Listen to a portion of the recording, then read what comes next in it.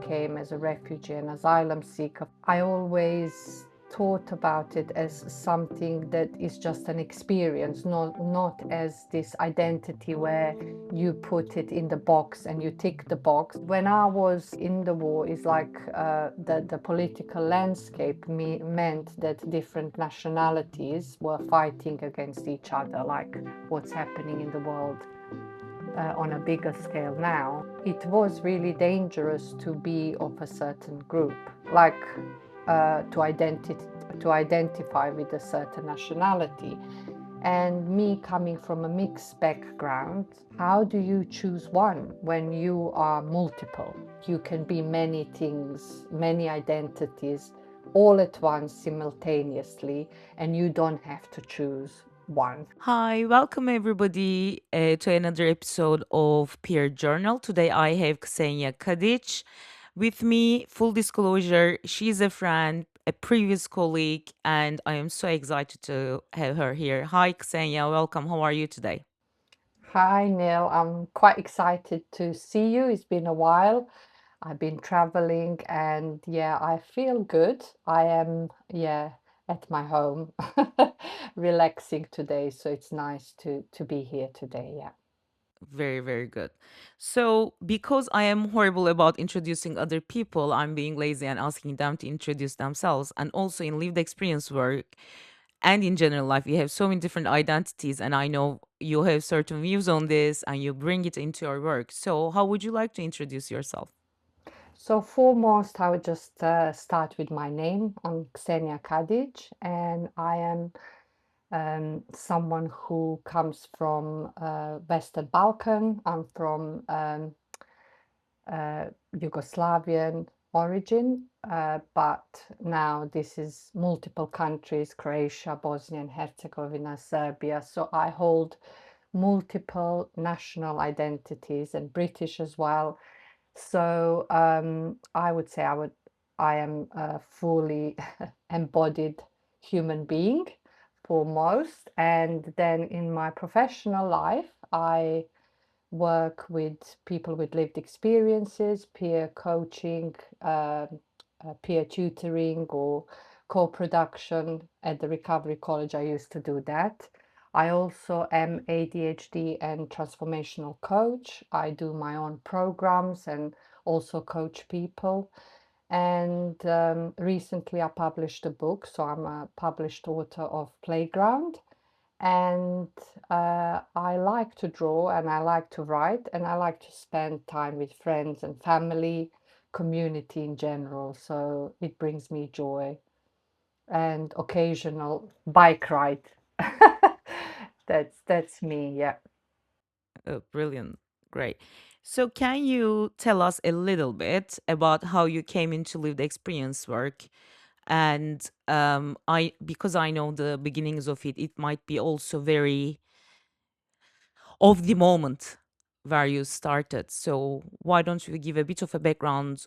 How did you come into lived experience work? So I'll just very briefly start. My background is in psychology. I have a degree in psychology, studied in Birkbeck. I was a late boomer, so I finished my university slightly later than the usual, and there's a reason for it, which I'll go into it. But how I came into the lived experience world, I started with working with the recovery model and working in the day centers. And maybe about 15 years ago, they introduced this recovery style and they wanted us to work with people more holistically, so not to have case loads and just do a top-down service provision. They wanted us to involve more people that are coming to the day center so that they can co-produce and run of some of the activities that we were providing for them at the time. And I remember being quite in an awkward position as someone who is a professional delivering like a women's group and doing a lot of caseload work. as to how this is going to look like. So on both sides, from the professional side and as well as the service user side, it was this mixing up roles. How do we do this? How do you suddenly, from professional, give that power onto someone that you are providing a service for? And then how does the service user kind of get that power back? So that's where kind of I got introduced into a recovery model, and I quite like it. And then I was working on the project with Hearing Voices in Minding Camden charity, and it was interesting to hear some of the people with lived experiences sharing these stories of recovery that one thought it would not be possible. So it was really inspiring for me, but also scary. And it's also made me question how is this possible and what makes someone recover, which is what I will try to do throughout this podcast, maybe introduce some of these questions to the listeners so that they get engaged as well. So it's like, if you think of yourself, what makes you recover from anything, mental health, physical health, or relationship breakdowns, or of from life in general. And to just kind of fast forward from that experience, about 12 years ago, I was introduced to Recovery College as a project that was being talked about in Camden and Islington, and they wanted to get people involved to co-produce the curriculum and also co-produce the service and engage stakeholders, various ones from service users to community-based leaders. And then they came up with this hybrid model, which is hub and spoke model, which means that the curriculum or courses were provided all over the community landscape of Camden and Islington. And I applied for this job, and I remember applying 12 years ago, and there was this idea, which I didn't even know an idea of Recovery College existed then, and it was still fairly new, that you share lived experience and you teach others. And I remember preparing for that interview and thinking to myself, do I share, my life journey? What do I share here? Because this was not something that was asked from the professionals, or in general there was not many peer roles around in the community that were paid. So is it okay? Is it then correct for me to assume that you actually came into lived experience work from a professional background rather than a service user background? Yes, yes. Like, was there a requirement of people who is applying for that recovery college job having a lived experience of mental health struggles or service use, or it was a target audience, but in recruitment they weren't looking for that at the time? So at the time it was very loosely put. They said that you can have lived experience, but because it was a deputy manager role, they were looking at professional expertise, and I guess they were looking for both at the time, and someone who can nurture the lived experience really well and bring the recovery model forward. So I really thought long and hard, because this, as I said, it is something that was unusual to start off with, but it really gave me a good insight and inspiration to perhaps go on this journey of lived experience, which I wasn't really aware or did so much in my previous job roles. And I thought, okay, this is really cool, because I could get to be like a whole person as well as professional.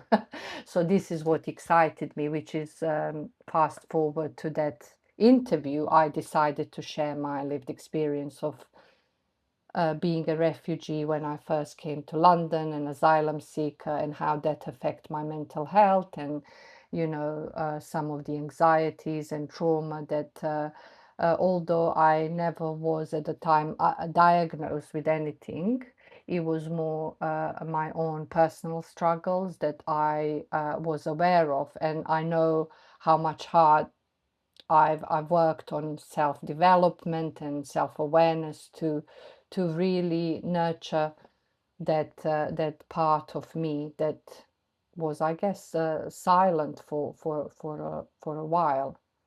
Yeah. Yeah. So would it be fair to say that once you got into recovery college, that you started to a little bit reframe or reconceptualize your lived experience, what you've been through from a different lens? Yes. Yes. And because we're recording this on 5th of March 2026, so normally this is not part of the podcast, but it is inevitable to think about what's happening right now in the world. And I know that when we were discussing about lived experience and identity last year, you talked about like for a long time, of course, being a refugee is will always be part of your identity, but it wasn't of the moment anymore. Like you've moved on from it. It's more of a like cold memory, maybe like very retained, contained. And when now you look at the news, is there any refreshment? How does it affect you? If you're comfortable to share. I think this is really important, and as I said, we need to be present, and we need to be, I guess, current. We live in a present moment, and although, as I mentioned, I came as a refugee and asylum seeker for a long time, even though it was kind of at the time was my identity, I always thought about it as something that is just an experience, not as this identity where you put it in the box and you tick the box, although this was part of that as well. But I never really truly see it like that, and therefore it's more transient, and it is a part of my experience. But and I guess it is important to mention the what's happening in the world with Iran, and what's been happening in Ukraine, and supporting people going through these crises, and really having this restriction in terms of movements and what that means, and how do you also look at a human being as a nomad, as someone that always moves and changes locations, and it's this is something that's given to us by birth, I would say, but yet we ostracize when this happens, for even for things like war, for example, when you really have to flee, when you really have to um, fight or fly for safety. And it is very parallel, I thought, when I first started to explore the lived experience. I found a lot of commonalities with mental health. And then later on, I can also see commonality with creativity and art. It's like exploring oneself's identity and expanding it rather than seeing it from one dimensional view, like having these multiple views of yourself that happen simultaneously, which is where the fluidity of self philosophy was born from that perspective. So going back to your question, um, yeah, I would say that it is really important to share your lived experience. It's how we teach others, and how we can bring that experience forward into the world without kind of asking solutions per se, And I think that's what the sharing lived experience means, is really sharing it authentically and saying what has happened to you without that judgment, who is to blame, what, that perspective of making one viewpoint stronger than the other, although there is obviously a need for that at the moment, to see kind of people that are suffering, especially children, to safeguard against that and to bring that forward. I don't know if this answered your question, but yeah. Yeah, yeah. So just to move on from that, and I want to talk about fluidity of self, and I think this is a good segue to that. So we first, I mean, we had met before, but we first spent, let's say, quality time at work, actually in a workshop, if I remember correctly, with Mind in Camden. It was a collaboration, and it was, at the time, there was this team, potential participants in a 3-day training, who would be working with Ukrainian refugees, and they would be lived experience workers. And you brought fluidity of self concept, obviously geared to that specific aim, but that's where I first met it. I loved it, and I found it very innovative, very creative. Um, but I always find it a bit difficult to explain to other people. So can you do that for me? So let's talk a little bit about fluidity of self. How did that come about? Okay. So how that came about is, as I said, with that journey of lived experience. And you ask me how I feel about it. And there are at times quite difficult feelings that come up, like anger, or sometimes intense feeling of loneliness, like not belonging. These are truly present when you have this experiencing of fleeing a war, and looking for safety, what that means, leaving your loved ones and in the dangerous position. And I can really truly empathize with a lot of what is happening at the moment. So when I wanted to share that lived experience, I could sense these, I would say, sometimes contradicting feeling within myself. It's like, who am I? What is it that I want to share with the world? What's the message I want to say? And when I was for a short while in the war, is like the political landscape meant that different nationalities were fighting against each other, like what's happening in the world on a bigger scale now. There were different identities, and what that means. For example, if you are a Serb, you might be fighting with Croats, or if you are Muslim, you might be fighting with both, or vice versa. So it was really dangerous to be of a certain group, like to identify with a certain nationality. And me coming from a mixed background meant that, how do you choose against one, against another? Or later on, being in Britain, I felt very much British, still do. I have a daughter here, everything. So there's all these multiple nationalities, multiple identities that come in play. And my daughter is also half Chinese, so that kind of community as well. So I'm thinking, how do you choose one when you are multiple? And then I expanded that with people I work with in a mental health, like people specifically.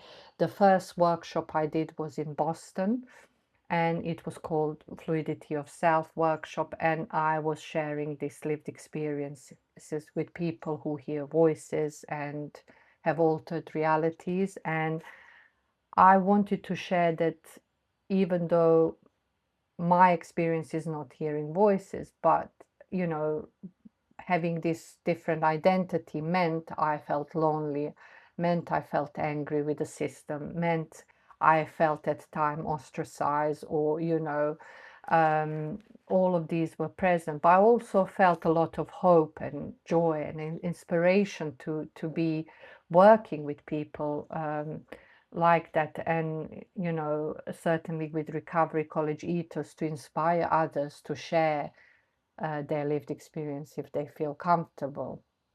So this idea, sorry, of fluidity of self was born, that you can be many things, many identities, all at once simultaneously, and you don't have to choose one, if that makes sense. Yeah. It totally does. So I get the concept, and I think you don't even necessarily have to have lived experience of mental health or multiple identities to feel like you are more than one person when you live a full life. Um, what do you do about it? So yes, I do feel like, not nationality wise, I even though I have mixed heritage, the way I was raised, where I was born, was very kind of one sided most of the time. I also feel like I have more than one identity depending on the period, the context I'm in, events, where am I, which, like, geographically where I am. But what do I do about it? So how do I play with it, so to speak? Mm, it's a good question. So it took me a long time to think about what do I do with this idea. So when I came up first with this idea, it was a relief, it was a great insight, and it was a great message. It's just a very simple message that it's okay to be all the things that you are at the same time, and to bring that forward, and um, to be okay with it. But as you say, what do I do with it? I didn't know what to do with it for a while. So what happened in after that workshop, I decided to go into like a dance studio. And the initial thing was because I am very much into creativity, and I was collaborating with a peer tutor that I met at the Recovery College, and we did a recovery as a journey play, and we wrote it, and we were doing it with students from Recovery College who auditioned for it, and we had a director that is basically a professional from Working Men's College, that she volunteered to do this play with us, and it was a great success. We did it. We done it for our anniversary on one, I think, on the 7th anniversary. I can't remember which one.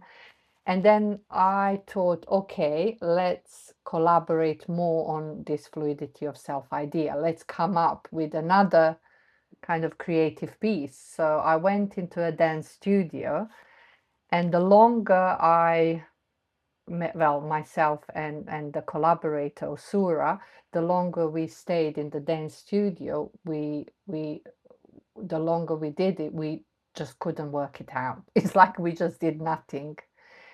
And that was interesting, because each time we tried to do to write something or to organize something, we ended up doing nothing. And from that doing nothing, we came up with these three boxes, which we were sorting things that are fixed, because we thought you have to have a fix and fluid in order to kind of get fluidity of self. And then there is this other thing. So we try to box these things into these three boxes, and instead of coming up with some creative piece, we started to play with these empty boxes that were there, and we find a great relief. So it was very playful, and we were able to do a lot of storytelling from that, asking each other questions through the boxes. They are they are multidimensional, so that when you open a box, you can visualize things, you can get in touch with maybe imaginary side of yourself. You can project your past, your present, your future onto them. And from there, these 6 principles were born that I use for embodiment. So when you don't know what to do and you're doing nothing, you use this principle to ground yourself in that experience, because I don't know if any of the listeners or yourself, Neil, have tried to do nothing. It's usually, and I'm doing nothing now because I left recovery college just like a week ago was my last day at the college. So it is not something that's easy to do, even though it it might sound like, because you always want to do something and fill your time with that. I mean, I do have times I feel like I'm not doing anything, but it always comes with a guilt attached to it. And, I preach everybody, leave some time that you don't do anything and blah, blah, blah. But then I always confess that it's really difficult for me to do. Not that I'm a very like effective time user. I am not at all. It's just most of the time, like 3 hours a day, I'm effective. The rest is a jumble of sitting down, standing up, and not knowing what to do. So when I'm in that state, remind me what were the principles. So I remember principle of noticing, Yes. and principle of, I think the most I use is principle of noticing. So walk me through it. Give me the names first, and then we'll talk about them a little bit. Okay. So principle number one, principle of noticing. Yes. Number two. Yes. Yes. But before I do that, I just want to say one thing that's really important, maybe for people that are listening, is this idea of sharing lived experience. So when I was doing this with Usura, my collaborator, this idea, as you say, the guilt and this a lot of I would say maybe egocentrical thoughts, which are, you're not enough, or you are not a professional. How do you do storytelling? How do you share your lived experience? Uh, this imposter syndrome almost is almost comes up from that playfulness and doing nothing. And it really gives you that self-awareness of what it means to really bare your soul, or to story tell your experience. And this idea of, am I a professional if I share my lived experience? Yeah. Or vice versa, can we swap roles? Because I was swapping my almost professional role for a peer role. And some people that come with a peer role, and I seen it through college, they want to be a professional. So there's this swapping role that happens in that. And when we say professional, obviously there are professional lived experience role. We actually mean an expert by training, Yeah. a clinician in that sense. Yeah, either clinicians, social workers, or that's kind of how they frame it. But really, we are all professionals in a way that we share our lived experience. But it's just this, even with the recovery college, if there would be any kind of criticism of idea, is like that we don't pigeon this co-production as professional and lived experience, because as you say, it is a profession and it needs to be out there as a profession, because it can be much more scarier.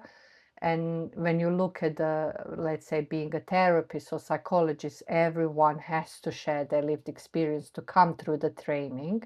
But then once they are out of that training, in the kind of clinical setting, then they have this kind of paravan where they don't share that, which is the most vulnerable and sensitive relational thing that you can do with another person. So yeah, I diverted this a bit from the principles, but I thought it was an important segue. Yeah. Absolutely. So, principles, please. Principle of noticing, help me. So Principle of acceptance. allowing, yes. allowing, Allowing. allowing. Sorry. So Yes. principle of noticing is the first one, and it is usually the one that kind of brings you on the journey, because you start noticing things that you have not noticed before. It's like a tool to self-awareness. It can be external things as well as internal noticing. So you might notice anxiety, or you might notice, this niggling voice that says, oh, I'm just an imposter or whatever. Or you might notice just what the other person is doing, what they, how they speak, or what's present around you. So it's a lot about having that muscle of noticing, and noticing when you cling on, I guess, a lot rigidly to your one role, because it is scary to let go of, let's say, being um, peer when you are professional. And I've seen it in other people, or vice versa, being a peer and wanting to be professional in a setting that maybe is more predominantly clinical and values the role of expert by profession, as you say, by training. Yeah. So that's the first principle, is noticing. And I kind of imagine it as a bird. So for me, it is a bird, because I'm able to step out of my present self, which is grounded in this reality, and maybe seeing a bigger picture, almost like taking a fly, going for a little sky roaming, and seeing myself in that. Yeah. So that's the first principle. Yeah. All right. So let's list the other five principles. Because we're at risk of time, I'm going to ask you to choose another one after you told us the Okay. remaining five. So yeah, I guess I can do it very briefly. So it's noticing. So for me, it is that bigger picture. Allowing is more allowing yourself to be present, allowing yourself to be with what is, or not allowing. So when you notice these things, so they usually come all together.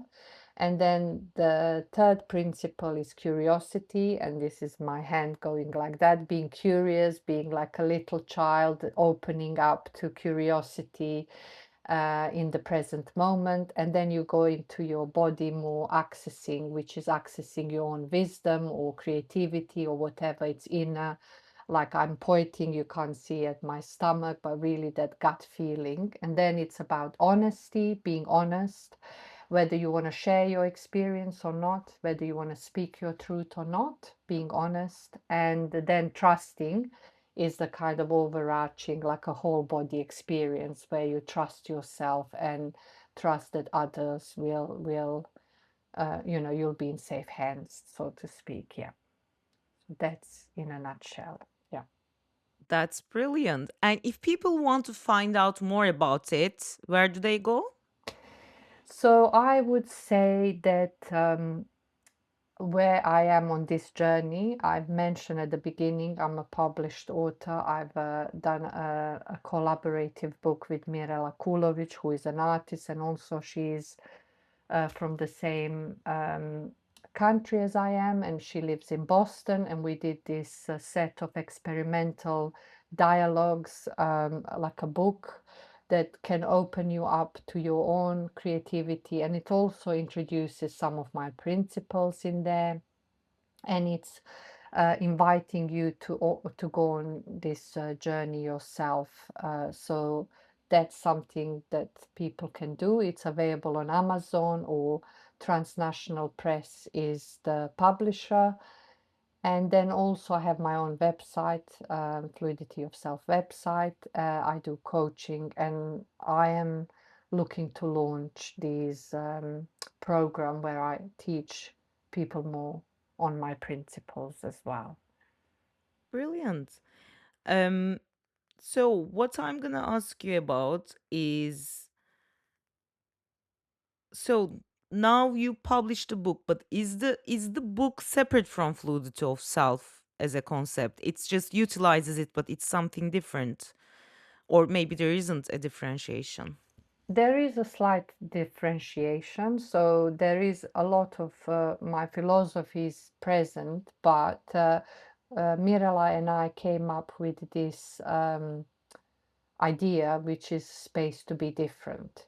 And this is for nomads and people alike who are creative or maybe have an immigration experience like myself or yourself, who just want to experience how it is to play with different identities. So we did a series of space to be different participatory art sessions during pandemic, and we talk about that, how we play with boxes and invite people to play with their different identities. So it's a lot about play, which is why Playground is the name for the book. And it's this concept of space to be different.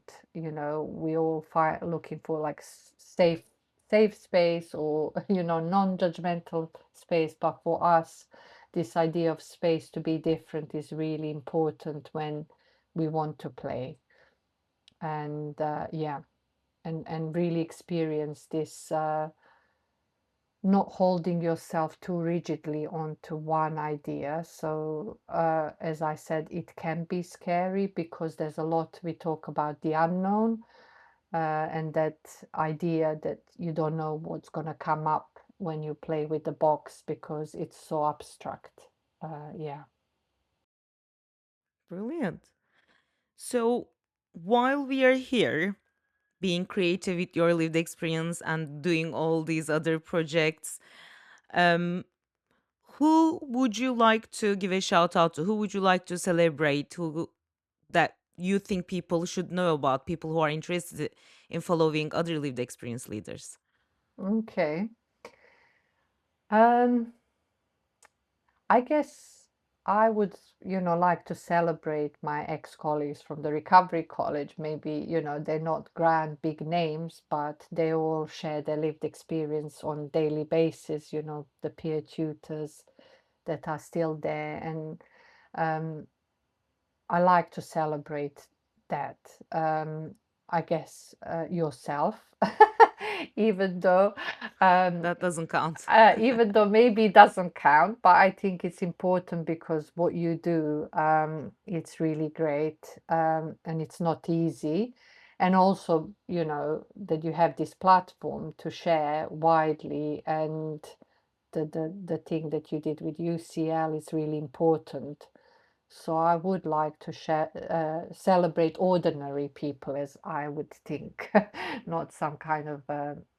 There are a lot of people like Gabor Mate that I like, and people like that, but I would kind of like to celebrate just an ordinary people who share lived experience on daily basis with others. Yeah.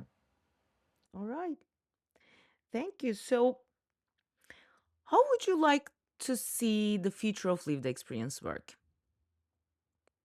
So I have this kind of idea with fluidity of self, and my kind of experience of working within mental health is that maybe there is not enough on take on identity and well-being and recovery. So from what I could see, it's a fairly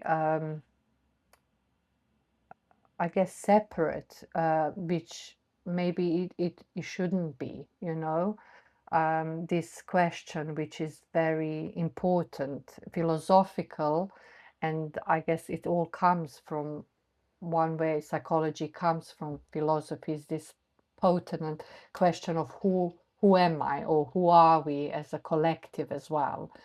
Um, I would like to see people ask these questions to themselves, and you would be surprised like I was. It's not something complicated. It's like who we are, or where this leads to is like it's unknown, and being okay with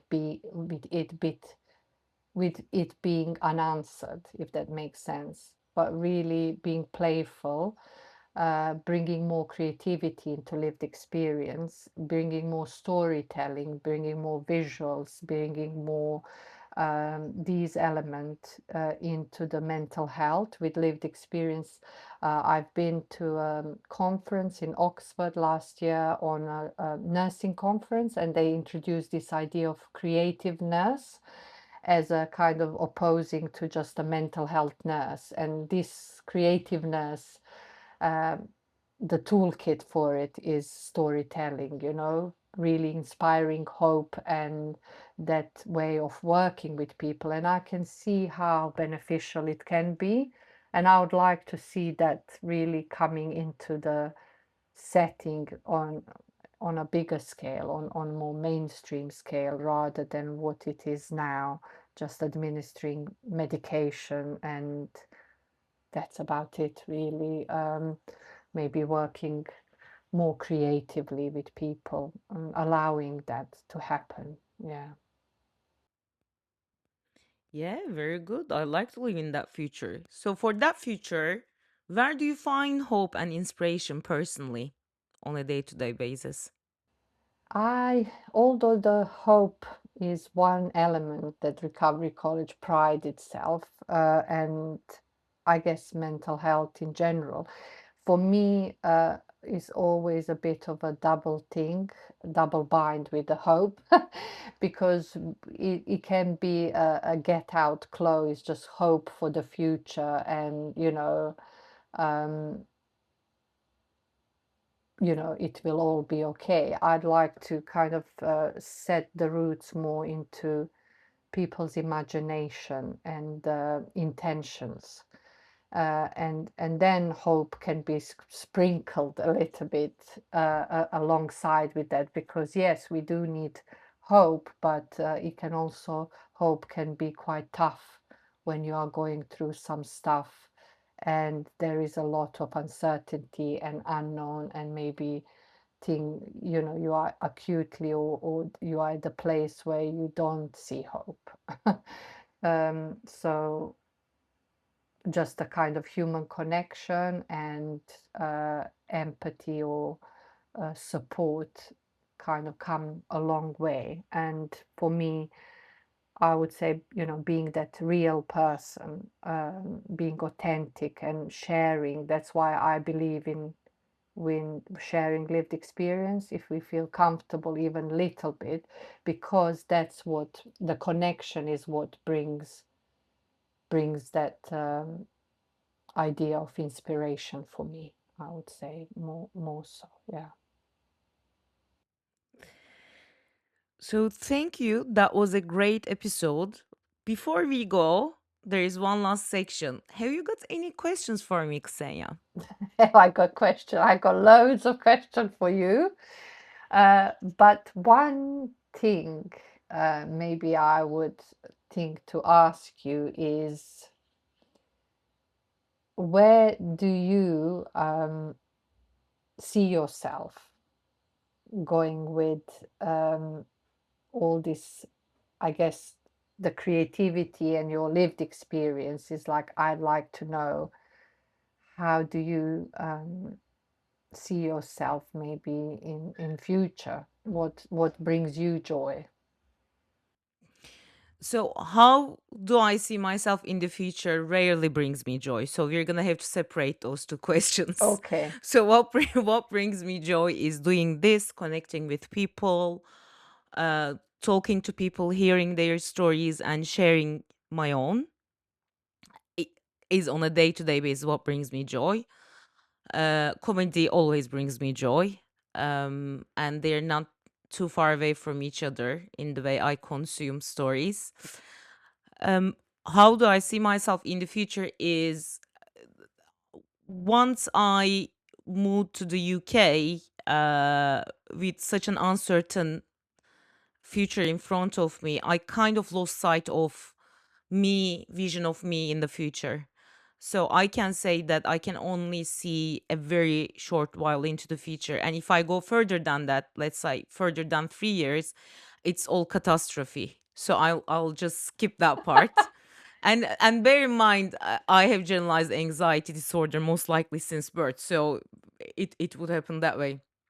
So continuing talking to people, and one thing I found out while doing the podcast last year and recording this season is I am also on a journey while I'm talking in the episodes. So I am kind of finding, hopefully, my kind of ideal format to talk to people.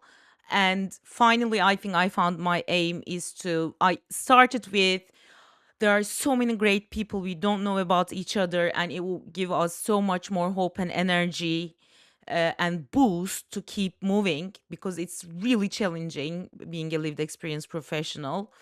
Um, but then when I start talking about the past, we're always in the past. We can't see future. It's not in our control. But I realize there isn't any space to celebrate today. And the people I know, yes, I want to be able to celebrate everybody who is out there. But I finally decide that let me start somewhere and start the celebration. So I think moving forward in the next 3 years, I want to do this, talking to people, celebrating their work, and letting other enthusiastic people know about them and each other, so to speak. Mm. Yeah, I like that. I like to see you continuing. Maybe this was my prompt for you to say that. Okay, all right. Yeah, yeah, to I'm all for being manipulated. I would like to see you kind of continuing this, because I feel this is really how I imagine you. That's Thank why. you. Yeah, it's how I imagine you thriving. And maybe you don't kind of can see the bigger picture like that, but that's my bird kind of wanting to fly and yeah, visualize more. So yeah. Thank you very much. And thank you for the question. And for today, that's all from us. Thank you to all of our listeners and viewers, and hopefully meet you on the next episode.